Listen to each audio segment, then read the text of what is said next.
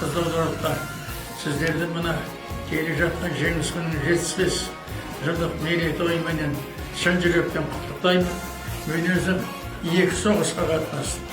Отан соғысының басынан бастап аяғына дейін, сосын локальный соғыс деген болады, жасырын соғыс. Осы екеуіне қатынастым. Ал енді қазір мына отан соғысының біткеніне 75 жыл болып, соны барлық жерде, оның ішінде мен де тойлап, осы тойда соған енді құтты болсын айтқым келеді. Өткен өмір, қиыншылықтың барлық түрін көрдім. Ауыртпалығында, қуанышында, ендігі жерде еліміз, халқымыз аман болсын. Мына менің енді сіздерге тілегім осы, мына отбасыларыңыз аман болып, денсаулықтарыңыз мықты болып, өсіп өне беріңіздер. Аллаху акбар. Менің жасымды берсін сіздерге.